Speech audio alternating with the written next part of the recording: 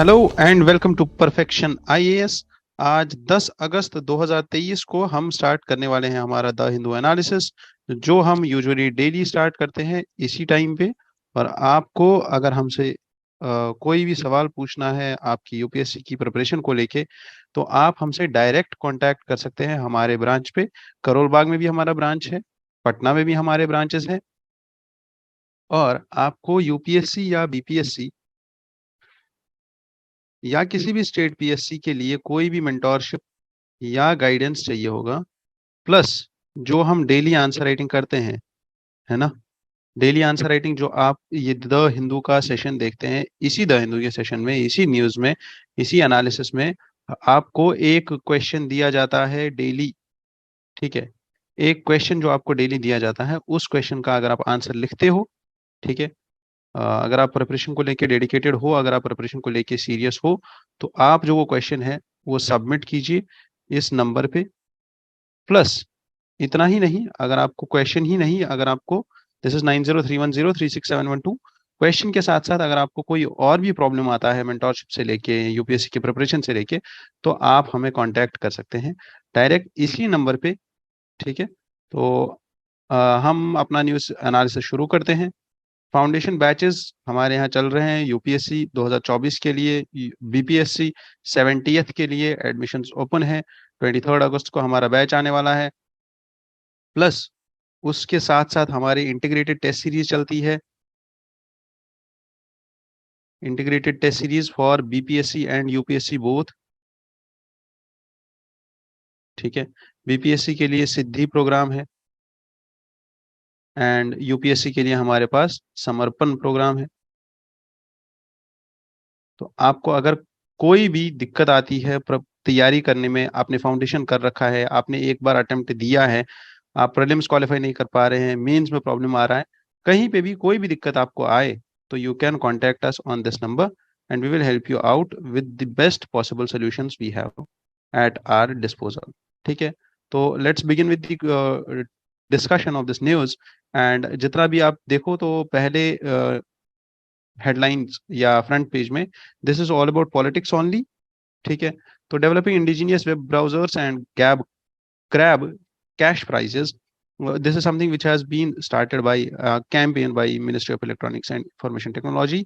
ठीक है, तो ऐसी कैंपेन्स बहुत सारी आती है। Let's see how many indigenous web browsers can we build, and indigenous cyber security और indigenous developments in the cyber world or the IT is something which is basically a core dimension of Indian industry.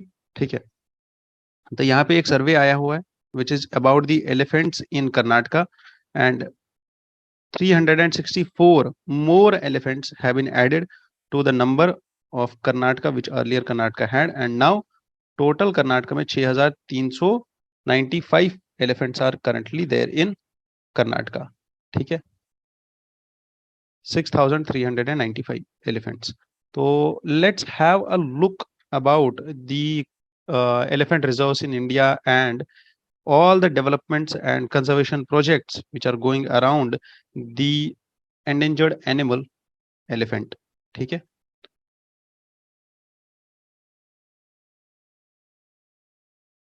कुछ की points होंगे जो prelim से related होंगे, कुछ की points होंगे जो मेन से रिलेटेड होंगे। दोनों चीजों को हम लिखेंगे अलग अलग। ठीक है, and that is how we do this thing in our this daily news analysis. तो 12 अगस्त को is celebrated as Elephant Day, और 12 अगस्त को ही ये सर्वे रिलीज हुआ है कर्नाटका से लेके, जो कर्नाटका के फॉरेस्ट डिपार्टमेंट ने सर्वे किया हुआ है। ठीक है, 12 अगस्त का दिन हम एलिफेंट्स के नाम पे मनाते हैं, एंड एलिफेंट इज अ की stone species and it serves the they serve the ecosystem of the forest as keystone species, as they uh, provide us that indicator of the health of the ecosystem, and they are the prime most herbivores of the forest. There are around more than 28,000, ठीक है, 28,000, more than 28,000 elephants are there in India.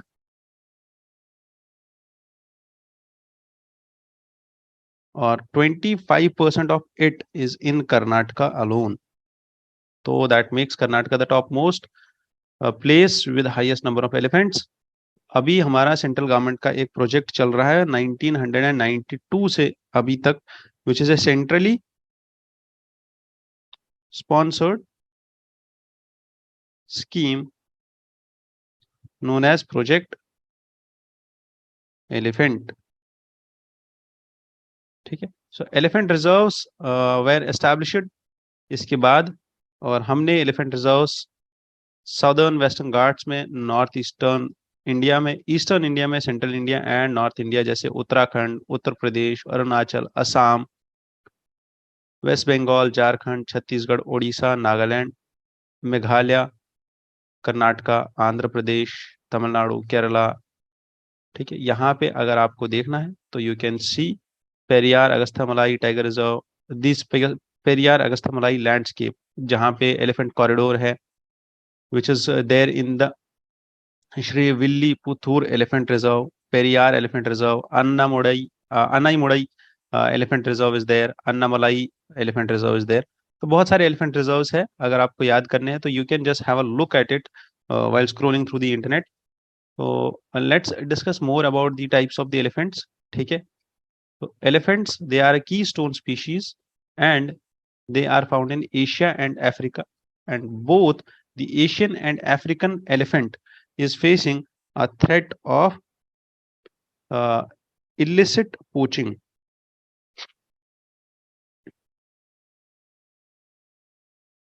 Asian and African elephants. Elephant reserves का आप एक list बना लो, ठीक है, और वो आपकी बहुत हेल्प करेगा याद रखने में। और उसके साथ साथ आपको ये भी याद रह जाएगा कि कौन सा रिजर्व है, कहाँ पे है, और उसके अराउंड कौन सी नेशनल पार्क है, उसके अराउंड कौन सा वाइल्ड लाइफ सेंचुरी है। तो that will help you a lot. Fine. और ये एलिफेंट कॉरिडोर्स जो इंडिया में है कितने हैं और कहाँ से कौन सा कॉरिडोर पास होता है, उसका भी एक लिस्ट आप अपने पास रेडी रख लो, ताकि प्रीलिम्स में आप जल्दी जल्दी उसको रिवाइज कर पाओ।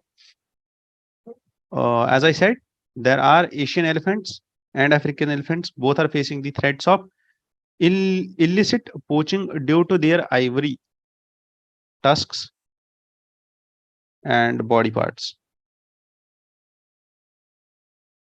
तो इसलिए the conservation measures for all these elephants is there. There are 3 subspecies of elephants. 3 subspecies are: first is Asian elephant, second is African elephant, and third is African bush elephant. ठीक है, so the 3 subspecies that make up Asian elephant are in India, Sumatra and Sri Lanka.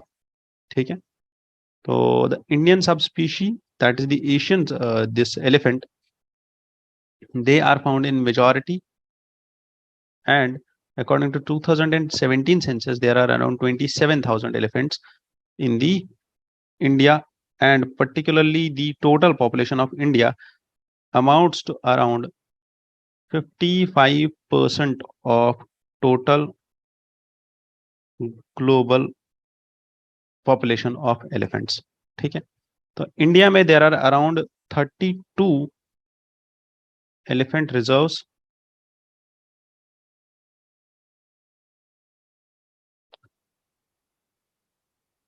ठीक है, and these are actually protected as the protected area network under the reserve forests. Asian elephant and African elephant का थोड़ा सा significance देखते हैं।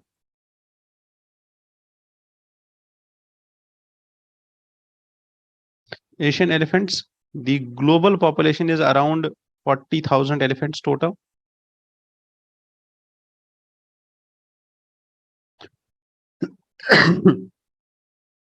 और इसमें से इंडियन सब स्पीशीज जो है इसकी जो इंडिया में पाई जाती है, sorry,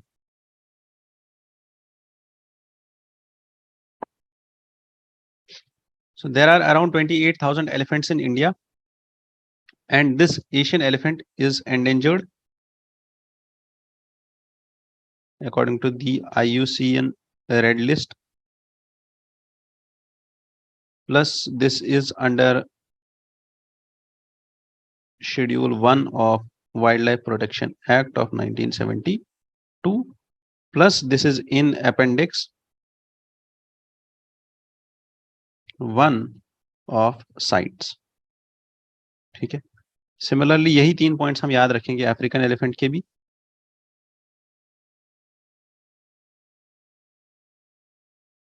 This African elephant, there are 2 subspecies of African elephants, the savannas elephants and forest elephants. ठीक है, और African elephant में भी there are around 4 lakh is the total global population of these. The African forest elephant, ठीक है,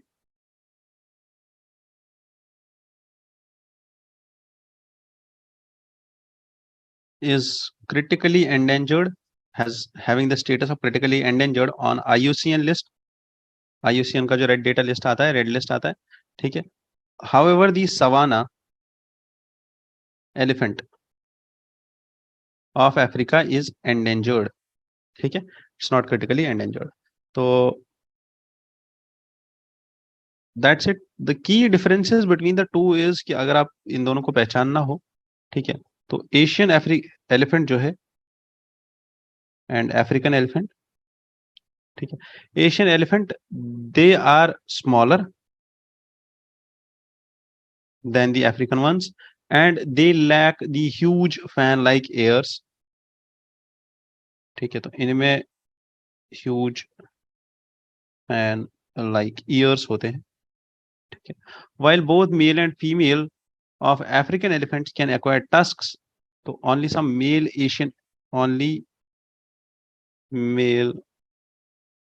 Asian elephants have tusks.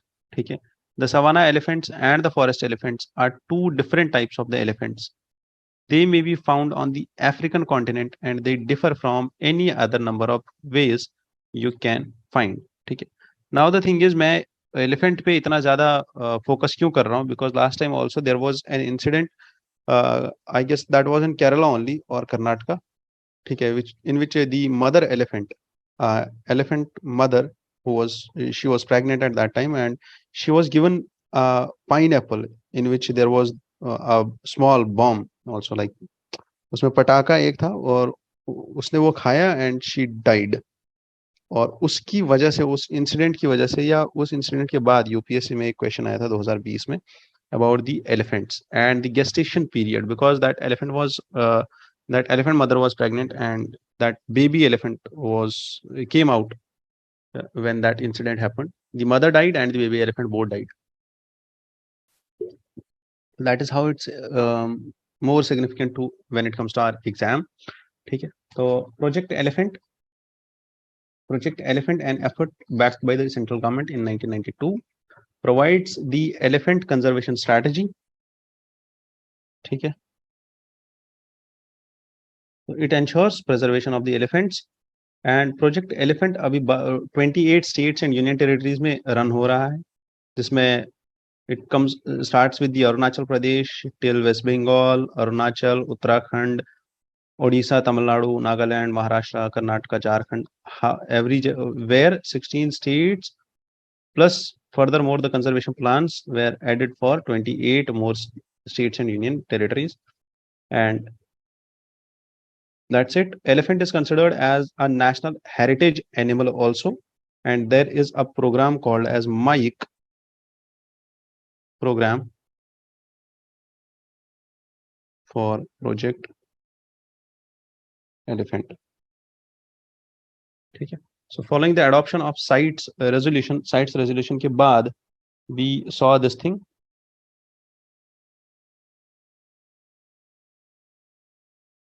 ठीक है, हाँ, MIKE resolution के बाद या this MIKE program, this was adopted after the CITES adoption.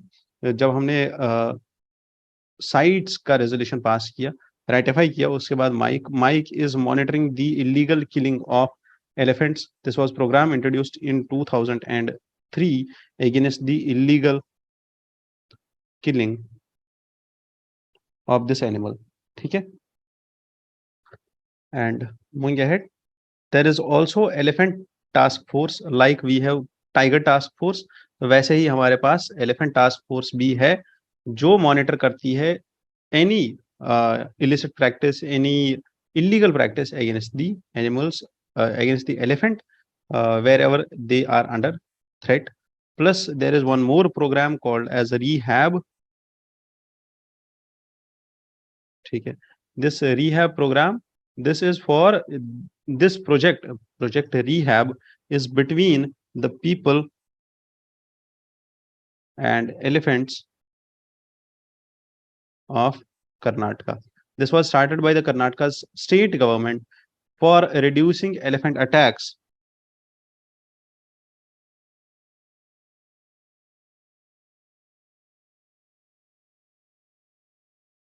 Reducing elephant attacks using bees.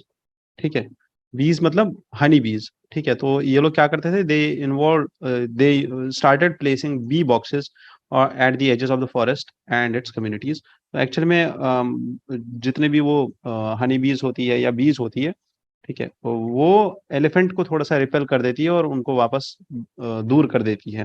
And that is why we also had one project known as project B. This was introduced by railways just to minimize the incidents of elephant, the accidents of elephant and train accidents. जिसमें the train started blowing the horns, the sounds of bees whenever it passed a forest. तो ये जो program है project rehab, this was introduced in Nagarhole national park and tiger reserve. ठीक है, just to keep the bee fences, और इसमें क्या करते थे हम, बी फेंस। ठीक है, तो जंगल के बाहर बाहर एरियाज में स्टार्टेड प्लेसिंग दी बी फेंस।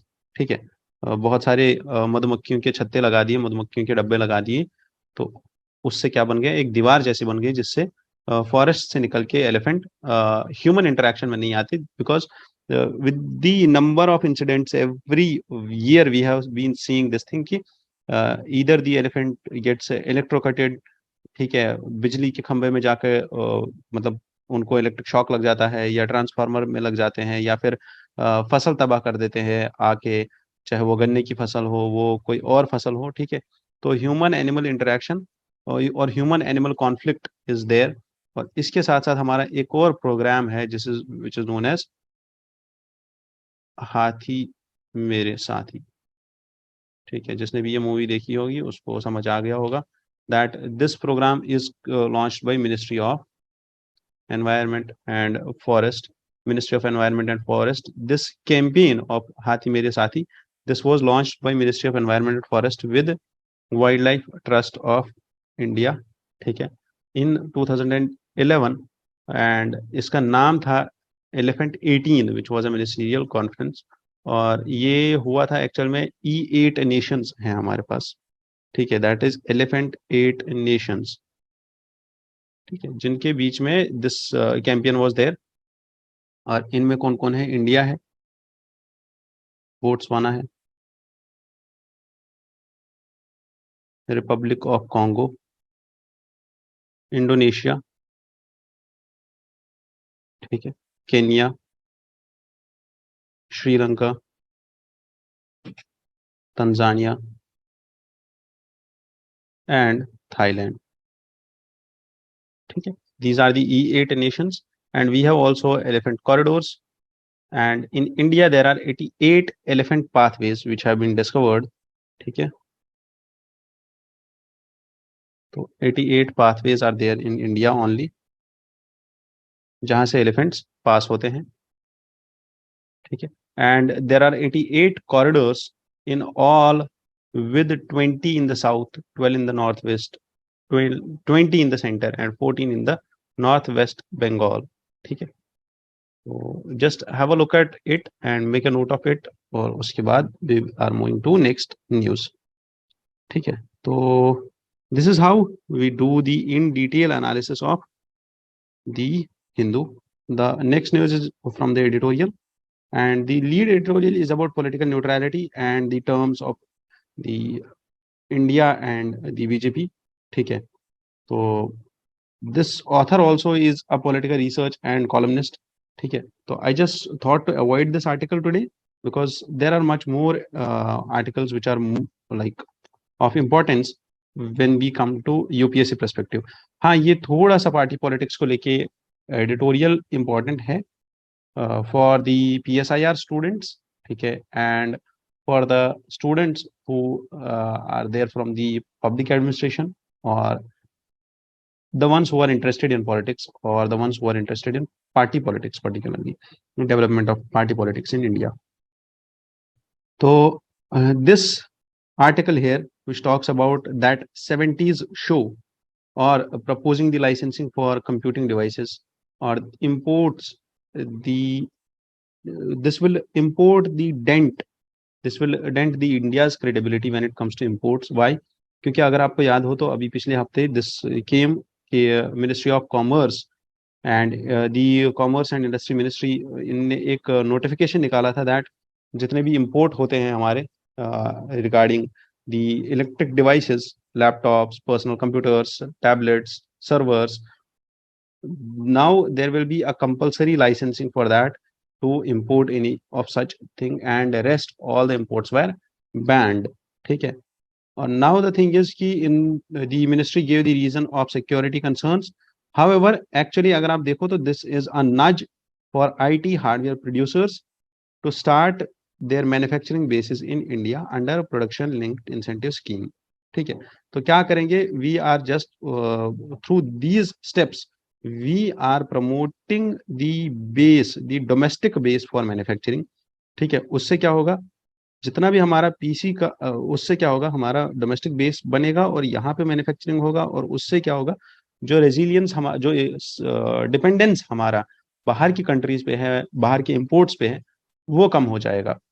हाउएवर अगर आप देखो तो हम शायद ये स्टार्ट कर पाए कि हाँ, जितने भी बाकी चाहे वो प्राइवेट इन्वेस्टर्स है या चाहे वो डोमेस्टिक लेवल पे मैन्युफैक्चरर्स है, वो अपनी बेसिस सेटअप कर पाए, वो अपना एक्सपेंशन कर पाए।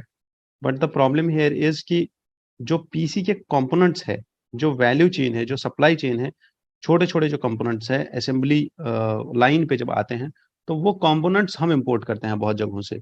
तो वहां पे थोड़ा सा चैलेंजिंग हो जाता है इस बैन को इम्प्लीमेंट करना। Plus the author here highlights, ठीक है, कि this would importers need to justify imports of cutting edge devices, ठीक है।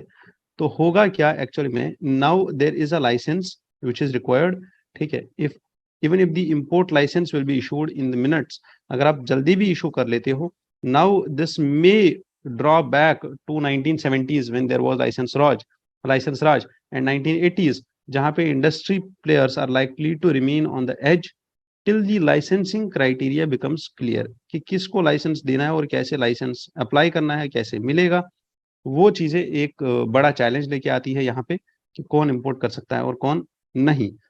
Plus the importers need to justify this thing that जो वो इंपोर्ट कर रहे हैं, those imports are cutting edge devices, ठीक है, and then only they can import. Plus there is one more problem that is कि जो पीसी एंड टैबलेट इंपोर्ट्स हैं हमारे, वो 28% से 5.3 बिलियन नीचे चले गए। तो इट वाज नेसेसरी कि अगर गवर्नमेंट यहाँ पे सिक्योरिटी कंसर्न्स हाईलाइट कर रही है, ठीक है, दैट द इंपोर्ट्स में cause threat to India by, अगर आप बाहर से चीजें लाते हो, बाहर से इलेक्ट्रॉनिक डिवाइसेस लाते हो, तो वो शायद स्पाईवेयर का काम करे, ठीक है, फॉर द फॉरेन गवर्नमेंट जहाँ से आप लेके आ रहे हो चीजें। तो government should have established testing norms, ठीक है, कि जो भी इंपोर्ट आ रहा है, जो भी बाहर से कोई चीज आ रहा है, तो उसको टेस्ट करके ही इंडिया में अलाउ कर दे, ठीक है।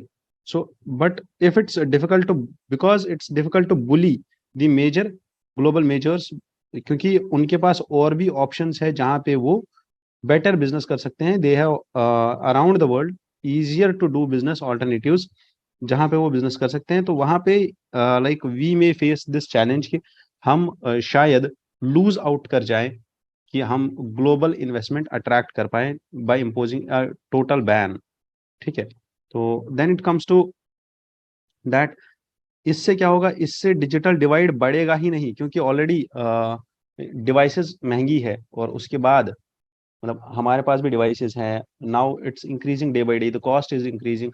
अब जब बैन हो गया तो उससे ज़्यादा इंक्रीज हो जाएगा, ठीक है, शॉर्टेज आ जाएगी, सेकंड हैंड डिवाइसेस भी इंक्रीज हो जाएंगी, और उससे डिजिटल डिवाइड ही नहीं बढ़ेगा, प्लस इससे जो एक्सेस टू गवर्नमेंट सर्विसेज था, क्योंकि जब तक आपके पास कोई डिवाइस नहीं है, इंटरनेट नहीं है, तब तक आप कैसे एक्सेस करोगे किसी भी गवर्नमेंट सर्विस को, तो वो जो एक्सेस टू गवर्नमेंट सर्विसेज है वो भी कम हो जाएगा, ठीक है। प्लस इसके साथ साथ ऑथर यहाँ पे हाईलाइट करते हैं जो रिसेंट 28% का ये टैक्स लगा हुआ है किन पे, ऑनलाइन गेमिंग पे, that with the deregulation of petroleum prices, this development makes an ominous flashback for investors, ठीक है, कि जितने भी इन्वेस्टर्स इंटरनेट लेड और दी डिवाइस लेड इकोनॉमी में इन्वेस्ट कर रहे थे इंडिया में, तो वहां पे थोड़ा सा एक दैट फ्लैशबैक आ रहा है, दैट इंडिया में back track towards the licence Raj where government is trying to control everything, ठीक है। तो this is a particular viewpoint of the author, हमें वहां नहीं जाना है, हमें जो करना है, we have this much of what is relevant to us, ठीक है, जो हमारे लिए पॉइंट्स बनते हैं यहाँ पे, ठीक है, इनको लिख के रखो, इन पॉइंट्स को याद रखो बस, because this is something which provides us challenges in importing the in implementing the ban, in implementing such ban, ठीक है। Then comes this article about stopping the fence setting and watching the use of cluster bombs. Now the decision recently, जब आपको याद होगा विलिनियस में summit हुई थी Lithuania में, नाटो समिट, ठीक है, और नाटो समिट के बाद US and Europe started supplying the cluster bombs to Ukraine to fight against what, Russia, ठीक है। तो इसमें यहाँ पे ऑथर ये हाईलाइट कर रहे हैं दैट हम लोग जो देख रहे हैं बस क्लस्टर बॉम्ब्स का यूज, ठीक है, अगर आप देखो तो क्लस्टर बॉम्ब एक ऐसी चीज है which do not discriminate between, this is an example of indiscriminate use of force that fails to differentiate between combatants and civilians और between civilian objects and military objectives, and thus and is thus illegal, it should be illegal to use these what we call as cluster munitions. क्यों? Because what are these cluster munitions? Cluster munitions ऐसी चीज है कि ये bomblets होते हैं, ठीक है, एक ऐसा बॉम्ब जिसमें से छोटे छोटे बॉम्बलेट्स निकलते हैं, ठीक है, और वो जो छोटे बॉम्बलेट्स होते हैं वो ब्लास्ट करते हैं, और उसकी वजह से बहुत सारे लोग मरते हैं, उन बॉम्बलेट्स की वजह से बहुत सारे लोग मरते हैं, और ये चीज ऐसी है कि ये छोटे छोटे बॉम्बलेट्स डॉर्मेंट रह सकते हैं बहुत सालों तक, और बहुत सालों के बाद, क्योंकि इसका जो डेड रेट है वो ज्यादा है, बहुत सालों के बाद अचानक से ये फट जाते हैं, और जो उस टाइम पे सिविलियन वहां पे काम कर रहे होंगे, चल रहे होंगे, नॉर्मल ट्रेवल कर रहे होंगे, वो मर जाते हैं, ठीक है। So that is why the author here highlights कि हमें करना क्या चाहिए एक्चुअल में, क्योंकि earlier Russia has also used these things, ठीक है, इन यूक्रेन, और उसकी वजह से बहुत सारे लोग मरे थे, around 56 to 86,000 people have died in the cluster munition affected countries since 1960s। तो 1 लाख लोग, करीब करीब 1 लाख लोग, 86,000 पीपल, ठीक है, due to cluster munitions only have died, तो this should not be there. तो that is why there was this convention on cluster munitions which was being enacted in May 2008। However अगर आप देखो ये कन्वेंशन तो sign हो गया, but जो इंपॉर्टेंट कंट्रीज हैं उनने साइन ही नहीं किया, ठीक है, वो इससे दूर भागने लग गए। तो this is something which is there in the when we come to war, ठीक है, तो वॉर में ये चीजें हैं, और वॉर में ये ड्रॉबैक्स हैं, और ये पॉइंट हमें काम आ सकता है, ठीक है। ये जो क्लस्टर म्यूनिशंस का पॉइंट है, इस पे ना बहुत डिस्कशन हुआ है, ठीक है, डिस्कशन यहाँ पे ही नहीं, डिस्कशन न्यूज में हुआ है, बहुत ज्यादा पब्लिक पॉलिसी में हुआ है, फॉरेन एक्सपर्ट्स या डिफेंस एक्सपर्ट्स जितने भी हैं उनने इस पे डिस्कशन किया है। तो maybe there could be a question in UPSC that what are cluster munitions, ठीक है, what are cluster munitions, maybe this can be a question in UPSC prelims, ठीक है। हाउएवर क्लस्टर म्यूनिशंस का use, we can talk about the cons of technology, ठीक है, और we can talk about the cons of a war, ठीक है, और उसमें हम ये एग्जाम्पल लिख सकते हैं किसका, क्लस्टर बॉम्ब्स का।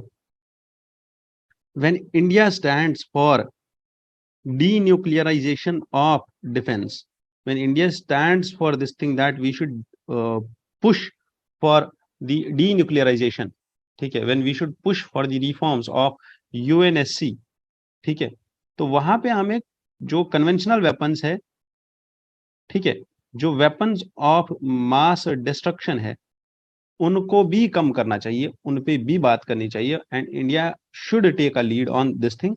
So now what can be done is that UN member countries should accede to this convention which was signed in May 2008, and this should help in eradicating the cluster bombs from the face of the earth, क्योंकि बहुत ही ज्यादा violent चीज है, बहुत ही ज्यादा गलत चीज है इसका यूज करना, और मे बी ह्यूमैनिटी के लिए बहुत ही बड़ा थ्रेट हो सकती है when it comes to war, ठीक है। So this editorial, this article, this explained article here is very, very much important for UPSC, ठीक है, because this editorial, this article is about modular reactors, small nuclear modular reactors, ठीक है, and decarbonization, जो कि बहुत ही बड़ा गोल है अभी इंडिया का। When we talk about the net zero, है ना, कब हमें अचीव करना है नेट जीरो, 2070 में, है ना, तो 2070 में हम नेट जीरो अचीव करेंगे, बट कैसे करेंगे, और ये एसएमआर होता क्या है, स्मॉल न्यूक्लियर मॉड्यूलर रिएक्टर क्या होता है। तो अगर आपको याद होगा, अभी पिछले हफ्ते जून में, पिछले महीने जून में प्रधानमंत्री जी गए थे यूएसए, और उन्होंने वहां पे ना एक एग्रीमेंट साइन किए थे, जॉइंट स्टेटमेंट पास किया था, that the US and India will focus on SMRs, ठीक। अब एसएमआर क्या होते हैं, और एसएमआर से क्या हेल्प मिल सकता है हमें, और एसएमआर में डेवलपमेंट के क्या चैलेंजेस है, कि कैसे हम एसएमआर टेक्नोलॉजी पे शिफ्ट कर सकते हैं इंडिया में। So UN SDG number 7 talks about ensuring the accessibility and reliability and sustainability of modern energy for all। तो मॉडर्न एनर्जी हमें कहां से मिलेगी, that is clean energy, green energy, nuclear energy, because world is still dependent on fossil fuels. 82% dependence है अभी भी हमारा fossil fuels पे when it comes to electricity and energy, done. और 82% डिपेंडेंस होने के साथ साथ अगर आप देखो तो इलेक्ट्रिसिटी का शेयर फाइनल एनर्जी कंजप्शन में विल इंक्रीज बाय 150% बाय 2050। 2050 तक हमें जो है इलेक्ट्रिसिटी की नीड्स 150% इंक्रीज हो जाएंगी। तो ये 2 पॉइंट्स हैं हमारे पास इंट्रोडक्शन के लिए। कोई भी क्वेश्चन आए एनर्जी से related, this point can be use directly, ठीक है। अब एनर्जी तो है, चाहिए एनर्जी, हमें हमें पावर चाहिए, हमें डेवलपमेंट चाहिए, हमें ग्रोथ चाहिए, हमें एनर्जी चाहिए, but we can also use ना सोलर एंड विंड पावर, है ना, विच हाउएवर जो एक्सपर्ट्स है दे टॉक अबाउट कि solar and wind power 24/7 low carbon electricity resources are critical to ensure the deep decarbonization of power generation। क्यों? Because grid stability नहीं है and energy security नहीं है। When we talk about solar and wind power, ठीक है, यहाँ पे सबसे बड़ा इशू पता है क्या आता है सोलर एंड विंड पावर में, दैट कि ये जो पावर है ये 24/7 नहीं अवेलेबल होगा, बहुत ही ज्यादा लैंड स्पेस चाहिए होता है इसके लिए, ठीक है, और बहुत ही ज्यादा एरिया चाहिए होता है इसके लिए। However, recent uptick in coal consumption, जब आप देखो तो कोल बहुत ही ज्यादा इंक्रीजिंग वे में यूज हो रहा है, और इंडिया में भी सेम ही चीज हो रही है, ठीक है। हमने भी अभी लिखा है that we will phase down, we will not phase out, ठीक है, दी GHG इमिशंस व्हेन जब हमने एनडीसीज, नेशनली डिटरमाइंड कॉन्ट्रीब्यूशंस अपने रिवाइज किए थे, ठीक है, पेरिस समिट में। Now the thing is, Paris summit के बाद अभी रिसेंटली कैटोविच में, नाउ द थिंग इज कि what are the challenges of decarbonisation, कैसे हम डीकार्बनाइज कर सकते हैं। What is decarbonisation? Decarbonisation is achieving net zero, ठीक है, a process to achieve net zero. What do we mean by that? Decarbonisation is जितना हम CO2 प्रोड्यूस कर रहे हैं, उतना ही CO2, ठीक है, जितना हम CO2 प्रोड्यूस कर रहे हैं उतना ही हम वापस एब्जॉर्ब भी कर रहे हैं, ठीक है। या फिर जहां से हम CO2 प्रोड्यूस कर रहे हैं, ठीक है, जहां से हम CO2 एमिशन कर रहे हैं उस एमिशन को डिक्रीज करना, ठीक है। और एमिशन डिक्रीज कैसे होगा? हम फॉसिल फ्यूल्स को कम यूज करेंगे और रेन्यूएबल एनर्जी पे ज्यादा काम करेंगे। तो नाउ कैसे हम स्टार्ट कर सकते हैं डिकार्बनाइजेशन, और डिकार्बनाइजेशन के चैलेंजेस क्या क्या है? और स्मॉल न्यूक्लियर रिएक्टर, एक ऐसा nuclear reactor, can it be helpful for India in this regard? Yes, decarbonisation का सबसे पहला मेथड है solar and wind power energy, ठीक है। However, experts say that these two alone cannot provide us affordable energy for everyone, because in decarbonized electricity system we need at least one firm power generation technology, and this firm power generation technology should have grid reliability and reduced cost, ठीक है। और solar and wind power energy में बहुत costing लगती है, ठीक है, और प्लस एरिया भी बहुत ज्यादा यूज होता है। हाउएवर, अगर आप देखो तो क्रिटिकल मिनरल्स का जो डिमांड है वो बहुत ज्यादा बढ़ रहा है। क्यों बढ़ रहा है? Because lithium, nickel, cobalt and rare earth elements are there on high demand. क्यों? Because their demand has recently increased up to 3 to 5 times. ये इंक्रीज होने वाली है, ये डिक्रीज, ये जो क्रिटिकल मिनरल्स हैं, ठीक है, by the International Energy Agency, International Energy Agency IEA has highlighted this thing that ये जो क्रिटिकल मिनरल्स हैं इनका डिमांड जो है बहुत बढ़ने वाला है 2030 तक। क्यों बढ़ने वाला है? क्योंकि we are facing those global challenges, but the problem here is कि हम lithium, nickel, cobalt for battery generation, battery capacity increase करने के लिए, स्टोरेज कैपेसिटी इंक्रीज करने के लिए एनर्जी की बढ़ा सकते थे। हाउएवर, यहाँ पे एक चैलेंज हमारे पास ये आता है that we need large capital investments for that, we need new mining and processing facilities for that, ठीक है। तो वो जो चीज है उतने, मतलब उतना कैपेसिटी या कैपेबिलिटी अभी तक डेवलप नहीं हुआ है। प्लस इसके साथ साथ there are environmental and social impacts also. जितनी ज्यादा आप माइनिंग करोगे इन चीजों की उतना ज्यादा एनवायरमेंटल डैमेज होता है। वो भी एक चैलेंज है हमारे लिए, नए नए माइंस को बनाने के लिए, नई नई माइंस को एक्सप्लोर करने के लिए, है ना। तो the authors here highlight also this thing that this is coupled with the fact that top 3 mineral producing and mineral processing nations control 50 to 100% of global extraction of these minerals. इस पे भी हम import dependent है, because around 50 to 100% of the extraction is done by 3 major powers only, ठीक है, जिसमें China, Indonesia, Africa आता है या साउथ अमेरिका आता है, ठीक है। So what are the issues with the nuclear power? अब न्यूक्लियर पावर हम जनरेट करना चाहते थे, तो बट इशू क्या है न्यूक्लियर पावर के साथ? तो जो कन्वेंशनल न्यूक्लियर पावर प्लांट्स है विच आर बिगर, तो nuclear power plants generate around 80% of the world's electricity, and they help it help it avoid 180 billion cubic meters of natural gas demand, 1.5 billion tons of carbon dioxide every year. So this is the importance of nuclear power projects. बस 10% electricity produce करते हैं ये world level पे, और इतना ज्यादा carbon friendly है ये, ठीक है, कि 180 billion cubic metres of natural gas demand, उस डिमांड को टैकल करता है, 1.5 billion tonne of carbon dioxide emissions को रोकता है, ठीक है। It's not an easy thing. However, ये न्यूक्लियर पावर प्रोजेक्ट्स को बनाना, इनको यूज करना या इनका मैन्युफैक्चरिंग करना, इनका डेवलपमेंट करना, they do provide us 24/7 power and high skill jobs also, but the problem here is they too are suffering from time and cost overruns, ठीक है। एक इसमें कॉस्टिंग बहुत ज्यादा लगती है, प्लस इसमें टाइम बहुत ज्यादा लगता है डेवलपमेंट में।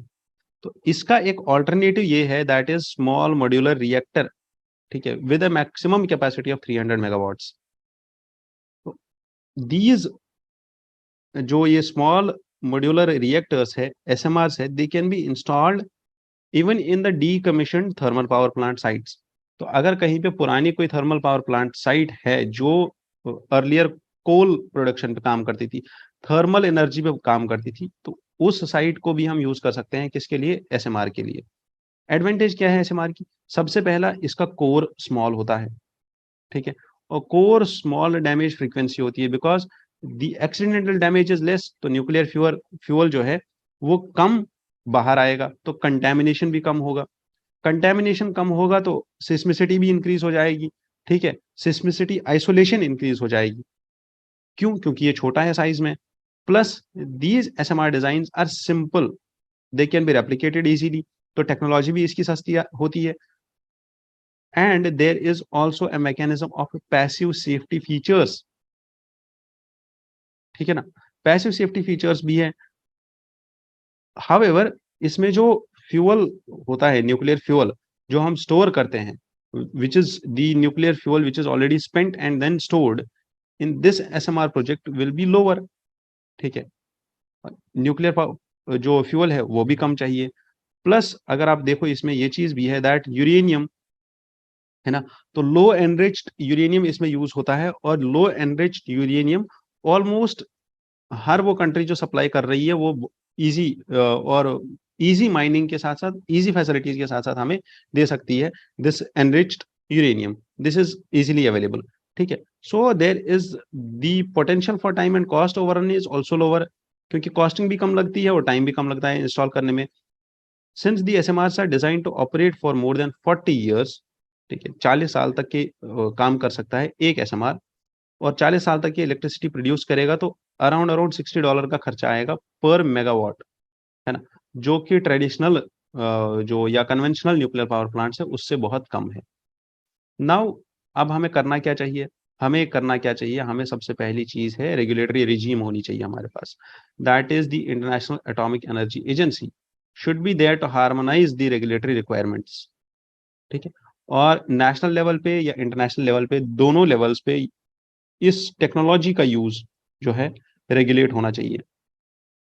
How can these SMRs be integrated with national grid, तो इंडिया में we have India's Central Electricity Authority, जो ये हेल्प कर सकती है हमें for power generation and connecting the thermal power plants with the nuclear power plants, और उससे क्या होगा, हमारा इलेक्ट्रिसिटी प्रोडक्शन होगा। यहाँ पे कुछ डेटा फैक्ट्स हैं, not necessarily to be remembered, since India has committed to become net zero by 2070, तो कंट्रीज न्यूक्लियर पावर आउटपुट जो है needs to have a quantum jump, हमें बहुत ही हाई लेवल पे जंप करना चाहिए, and then only we can think of net zero, और उसके लिए सबसे ज्यादा इंपॉर्टेंट चीज है private sector investment, and we should also focus on the Atomic Energy Act जो पास हो जाना, जो प्रोवाइड करेगा हमें mechanism for independent and empowered regulatory board, जो चेक करेगा किस चीज को, that how are the nuclear developments going in the country.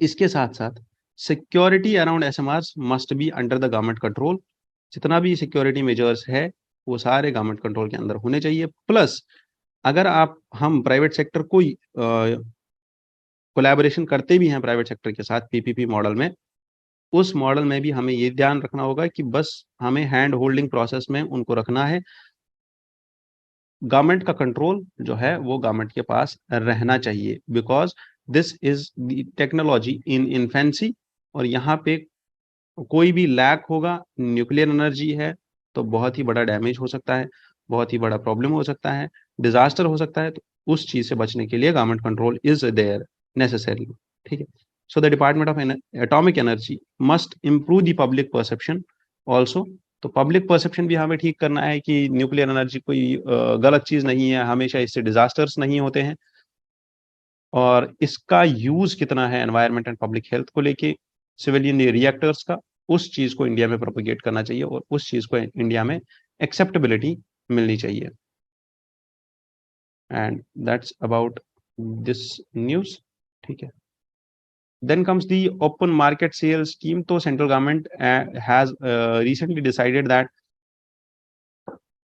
जो अगर आपने अभी देखा था, हम सबने देखा दैट टोमेटो का जो प्राइस था it went to around 200 rupees per KG in the national capital territory, और 200 रुपए किलो टमाटर के हिसाब से जब बिकने लग गया, तो this created the apprehension, this raise the apprehension की फूड ग्रेन जितना भी है, चाहे वो राइस, वीट, आटा या बाकी फूड प्राइस इन्फ्लेशन जो है, दैट में इंक्रीज, है ना। तो इसीलिए government has decided that it will go for open market sales for rice, wheat and atta, जिससे क्या होगा, 2900 रुपीज पे ही क्विंटल रहेगा राइस, वीट एंड आटे का।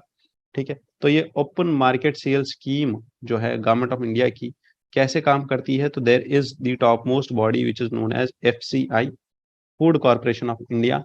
This FCI, this is a statutory body set up in 1965 under Food Corporation Act 1964 के under, and this body is under Ministry of Consumer Affairs, Food and Public Distribution।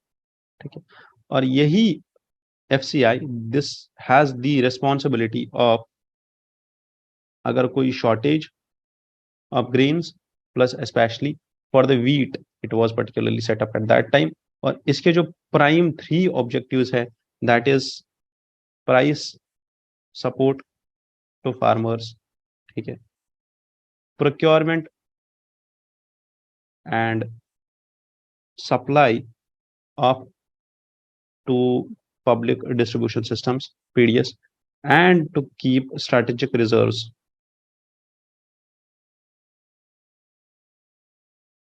To stabilise market. जब भी agree produce ज्यादा होता है country में, rice से ज्यादा निकल गया प्रोडक्शन, वीट ज्यादा निकल गया प्रोडक्शन, तो FCI उसको खरीद लेता है।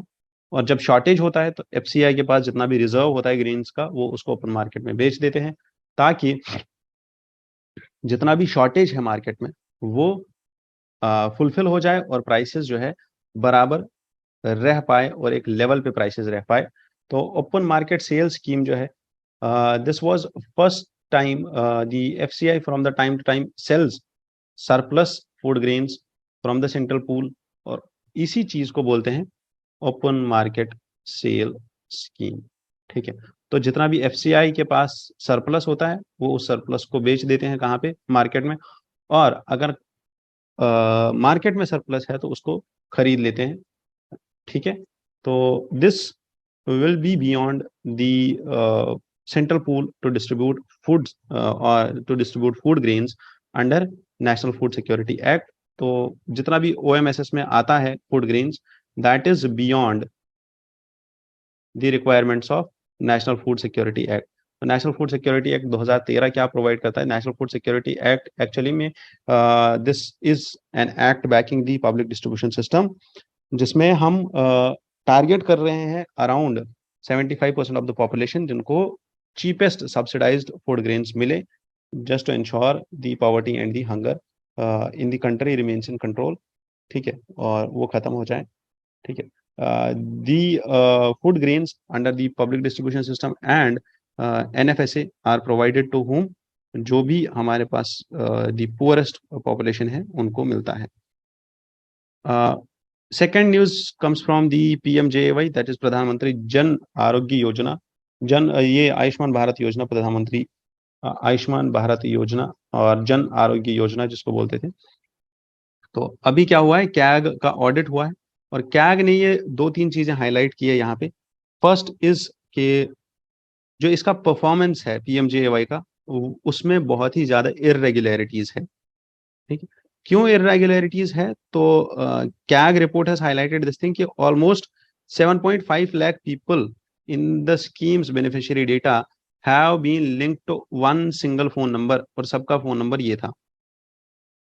अराउंड 4700 रजिस्ट्रेशन ऐसे हुए थे जिनका अगेंस्ट ओनली 7 आधार नंबर्स।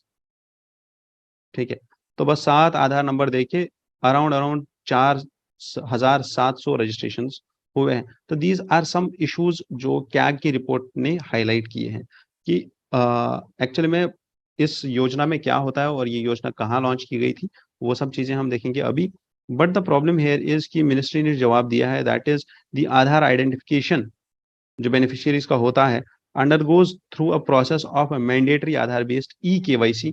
तो ये EKYC उस टाइम पे होता है जब वो आपको ये कार्ड देना होता है, कार्ड इशू कराना होता है, तो उस टाइम पे आप आधार कार्ड देते हो अपना, और उसी बेसिस पे आपका आयुष्मान भारत कार्ड मिलता है, ठीक है, या जिसको हेल्थ आईडी भी बोलते हैं, या जिसको हेल्थ कार्ड भी बोलते हैं, फॉर दी इंश्योरेंस। और ये स्कीम करती क्या है एक्चुअल में, ठीक है, प्रधानमंत्री पीएम प्रधानमंत्री JAY, ठीक है, this scheme is actually an health insurance scheme,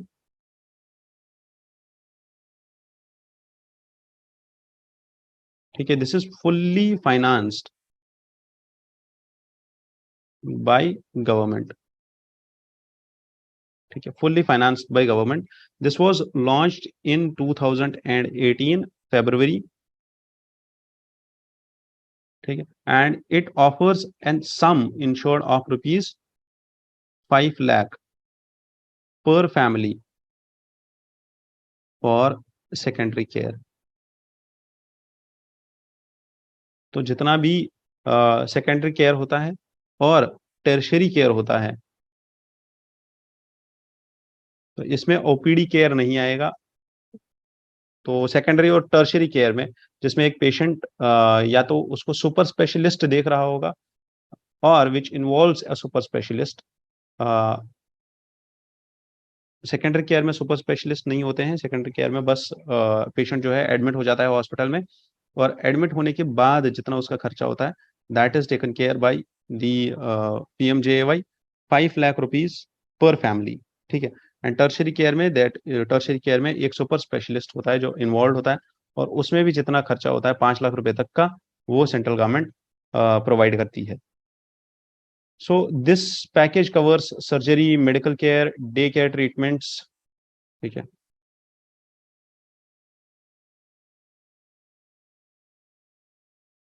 and day care treatments and cost of medicine,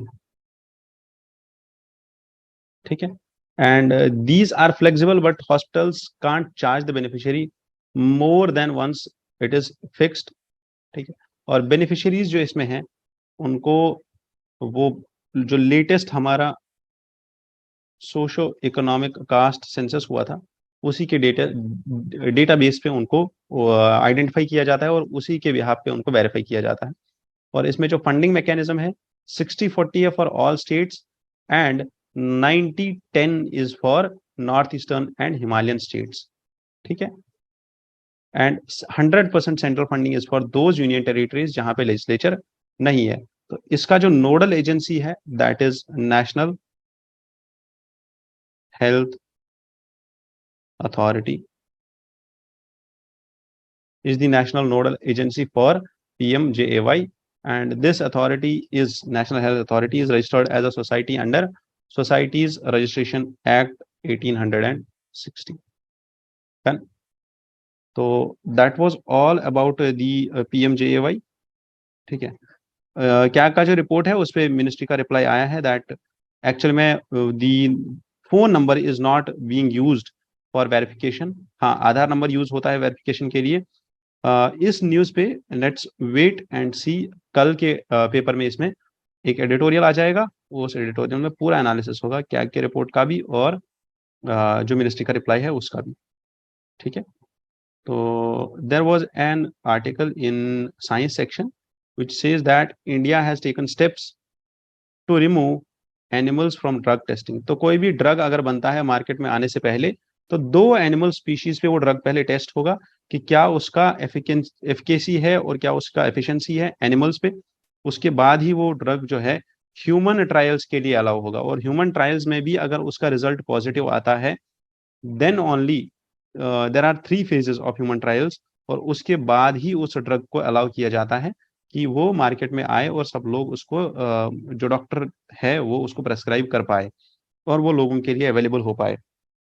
और प्रेस्क्रिप्शन के लिए भी there are some H schedule और दी रेड लाइन जो कैंपेन था WHO का।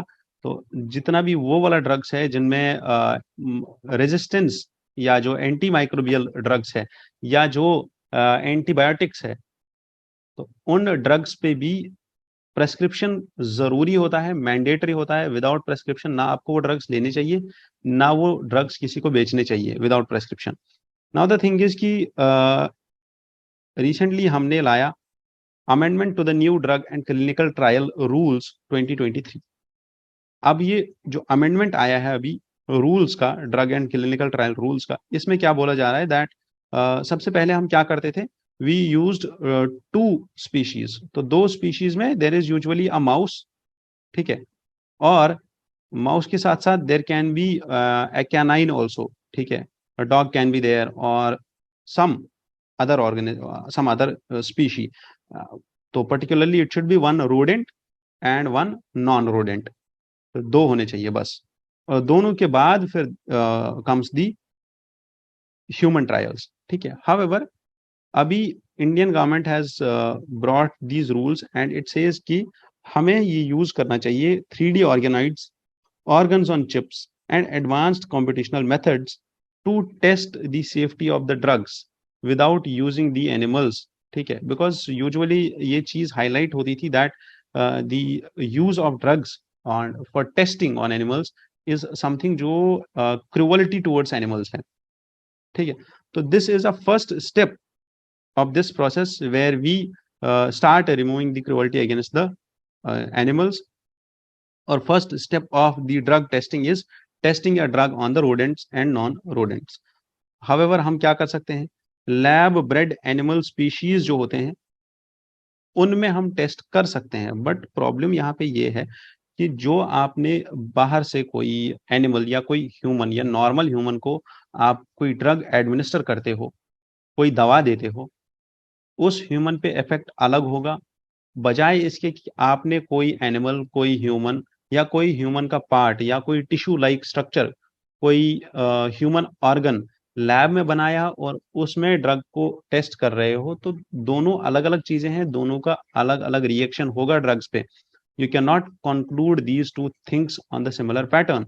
ये है कुछ चीजें जो हाईलाइट की है यहाँ पे कुछ साइंटिस्ट्स ने, ठीक है। उन साइंटिस्ट्स में बहुत सारे लोग हैं फ्रॉम यूएस, यूरोप, जापान, जहाँ पे the for example assistant professor है प्रजक्ता दांडेकर, जिनका व्यू पॉइंट कुछ अलग है। There are some authors also affiliated with the societies, जिनका व्यू पॉइंट कुछ अलग है, ठीक है। तो ये जो व्यू पॉइंट्स है यहाँ पे लिखे हुए हैं, हम इनको डिस्कस करेंगे अभी। तो the problem here is first कि क्या कर सकते हैं टेस्टिंग मोड्स में, ऑल्टरनेटिव्स क्या आ सकते हैं हमारे पास हो सकते हैं जहां पे हम टेस्ट कर सकते हैं ड्रग्स को।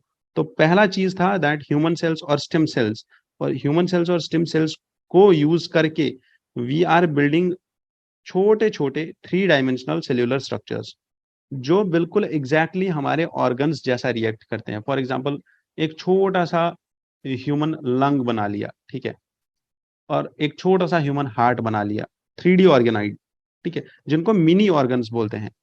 दे function similar to what is the functioning of the human organs, same function करते हैं। Plus we have one more technology known as organ on the chip.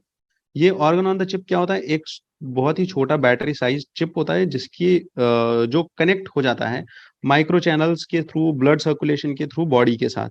और वो जो ऑर्गन होता है, जो चिप पे ऑर्गन होता है, जो चिप और ऑर्गन कनेक्ट हो जाता है, नाउ द थिंग इज कि हम उस चीज की फिजियोलॉजी, उस चीज का इंटरेक्शन विद अदर टिश्यूज और उसका फिजिकल और केमिकल सिग्नल्स जो वो बॉडी में इंटरेक्ट करता है, वो सारी चीजों को नोट डाउन कर रहे होते हैं। प्लस साइंटिस्ट्स ने 2003 में बनाया था एक इंकजेट बायो प्रिंटर जो प्रिंट करता था व्हाट, बायोलॉजिकल टिश्यूज। सिमिलरली हमने अभी 3D प्रिंटर बनाया जिसका नाम है 3D बायो प्रिंटर, ठीक है, और ये भी क्या करता है, ये भी प्रिंट करता है biological tissues and it uses human cells and human fluids as bio ink and this creates the human organs. तो दैट इज दी टेक्नोलॉजी जहां तक हम अभी पहुंचे हैं। तो क्या ये चीजें यूज हो सकती है as alternatives to the testing methods, और वर्ल्ड वाइड या बाहर की कंट्रीज में क्या है रेगुलेशंस? तो यूरोपियन यूनियन, ठीक है, यूरोपियन यूनियन के साथ साथ यूएसए में, साउथ कोरिया में, कनाडा में और इंडियन गवर्नमेंट ने भी, there were the recognition of these technologies, बस इन टेक्नोलॉजीज को रिकॉग्नाइज किया गया that these are the technologies जहां पे हम डेवलपमेंट कर सकते हैं और हम टेस्ट कर सकते हैं सेफ्टी ऑफ न्यू ड्रग्स, है ना। हम चेक कर सकते हैं ड्रग्स की सेफ्टी इन सब ऑर्गन्स पे, 3D ऑर्गेनाइड्स पे, ऑर्गन ऑन चिप्स पे हम कर सकते हैं। हाउएवर इंडिया में 2019 में हमने इन जो टेक्नोलॉजीज है इनको रिकॉग्नाइज किया और इनको एम्ब्रेस किया bye amending the new drug and clinical trial rules 2019। और उसी टाइम पे India has started inviting comments from the people in the consultation with Drug Technology Advisory Board, which is a statutory organization for drug related issues in India. However, इसका challenge क्या है? What are the scientific challenges to this technology? Scientific challenges are that we need expertise in cell biology. ठीक है, इसके साथ साथ we need technology where biological processes, fluid dynamics, electronics, engineering, pharmacology, toxicology, everything is interlinked here. इसीलिए author here highlights कि ये जो है this is truly an interdisciplinary endeavor. तो यहाँ पे आपको जो चाहिए that is training, human resource building and particularly आपको like high level technology चाहिए यहाँ पे इस चीज को एक्चुअल में फिजिकल में लाने के लिए, इस चीज को इम्प्लीमेंटेशन में लाने के लिए, है ना। तो अब प्रॉब्लम यहाँ पे ये है दैट दी वैलिडेशन क्वेश्चंस कि जो आपने स्टडी वहां पे किया, जो आपने स्टडी उन चीजों पे किया जो लैब ग्रोन है, क्या वो चीजें वैलिडेट कर पाएंगी उन नॉर्मल सर्कमस्टांसेस को जहां पे नॉर्मल आप ह्यूमन बींग्स को ये चीजें एडमिनिस्टर करोगे based on the results which came out of the lab grown organs.